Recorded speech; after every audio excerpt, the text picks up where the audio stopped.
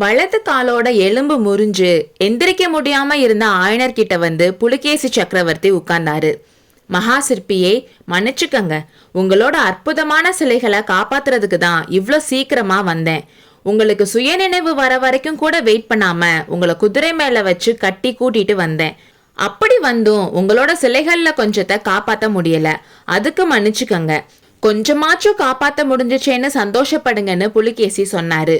ஆயனர் அவரோட முகத்தை உத்து பார்த்தாரு. ஏதோ ஒரு சந்தேகம் மனசை போட்டு குழப்பிட்டே இருந்துச்சு.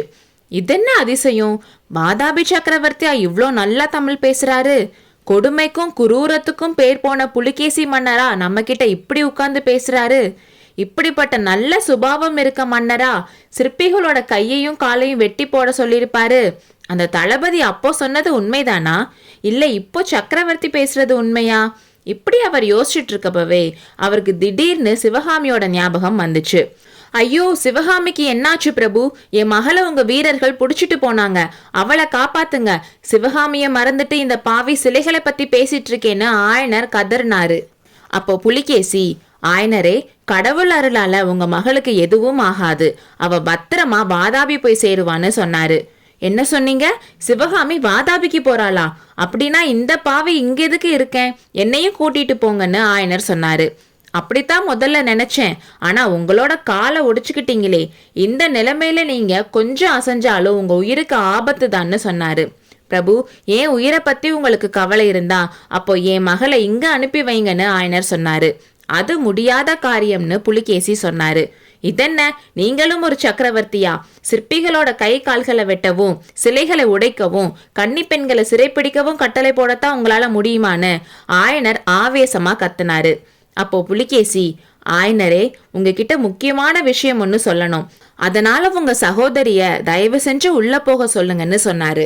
பிரபு, நீங்க சொல்லுங்க, அவளுக்கு காது கேட்காதுன்னு ஆயனர் சொன்னாரு. இருந்தாலும் அவளை உள்ள போக சொல்லுங்கன்னு புலிகேசி சொன்னாரு. அதனால ஆயனர் சைகை காட்டினதும் குழப்பத்தோட அவங்களும் உள்ள போனாங்க. புலிகேசி சொன்னாரு, ஆயனரே, நான் சொல்றத நல்லா மனசுல வாங்கிட்டு பதில் சொல்லுங்க. உங்க மக இப்போ வாதாபிக்கு போயிட்டு இருக்கா.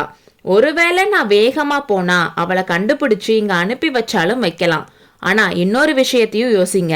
இதோ இங்க உங்களோட அற்புத சிலைகளை உடைச்ச மாதிரி மாமல்லபுரத்துல இருக்க சிலைகளையும் உடைக்க ஒரு பெரிய படை போயிட்டு இருக்கு. நான் போனா அதை தடுக்கலாம். உங்க மகளை கூட்டிட்டு வர்றதுக்காக போகவா, இல்ல மாமல்லபுரத்து சிற்பங்களை காப்பாத்துறதுக்காக போகவான்னு கேட்டப்போ ஆயனருக்கு இருந்த சந்தேகம் இப்போ அதிகமாச்சு. இவ்வளோ நல்லா தமிழ் பேசுறவரு புலிகேசி சக்கரவர்த்தி தானா? அவரை நல்லா உத்து பார்த்து, ஐயா, நீங்கன்னு தயங்கினாரு. புலிகேசி சக்கரவர்த்தி உடனே அவரோட கிரீடத்தை கலத்தி கீழே வச்சாரு. நாகநந்தி அடிகளான ஆயனர் வியப்பாயிட்டாரு. ஆமா ஆயனரே, இந்த ஏழை பிக்ஷுதான்னு சொன்னாரு. சுவாமி, இதென்ன கோலம்னு கேட்டாரு. ஆமா, நண்பர்களுக்கு உதவி பண்றதுக்காக இந்த வேஷம் போட்டேன், அதனால உதவியும் செய்ய முடிஞ்சிச்சுன்னு சொன்னாரு. ஆனா இதென்ன அதிசயமான உருவ ஒற்றுமை, தத்ரூபமா அப்படியே இருக்கே. சுவாமி, நீங்க யாரு? ஒருவேளை? இல்ல ஆயனரே, இல்ல.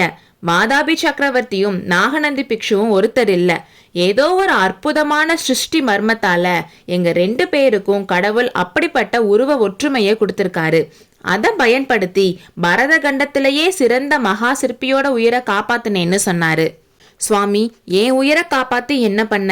என் மகள் சிவகாமி. ஆயனரே, நீங்களே சொல்லுங்க, நான் என்ன செய்யணும்னு. உங்களோட மகளை தேடிட்டு போகணுமா, இல்ல மாமல்லபுரத்துக்கு போகட்டுமான்னு கேட்டாரு. ஆயனர் ரொம்ப வேதனையோட, சுவாமி, என் மகளை கடவுள் காப்பாத்துவாரு, நீங்க உடனே மாமல்லபுரத்துக்கு கிளம்புங்கன்னு சொன்னாரு. ஆயனரை திரும்பி திரும்பி பார்த்துக்கிட்டே அந்த வேஷதாரி பிக்ஷு அங்கிருந்து கிளம்பினாரு. உள்ள இருந்த சிவகாமியோட அத்தை தயங்கி தயங்கி ஆயனர் கிட்ட வந்து உட்காந்து, தம்பி, உன் உடம்புக்கு என்னன்னு கேட்டாங்க. ஆயனர் அதுக்கு எதுவுமே சொல்லல. அத்தை திடீர்னு, குழந்தை எங்க, சிவகாமி எங்கன்னு கேட்டாங்க.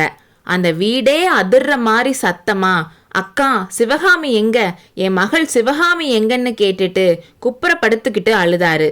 ஆயனரோட குரலை கேட்டு கொல்லப்புறத்துல இருந்து ரதியும் சுகரும் உள்ள ஓடி வந்தாங்க. ஆயனர் அழுகிறத பார்த்துட்டு அந்த பிராணிகள் சிலைகளைப் போல் அசையாமல் நின்றன. அடுத்த அத்தியாயத்தை சந்திப்போம்.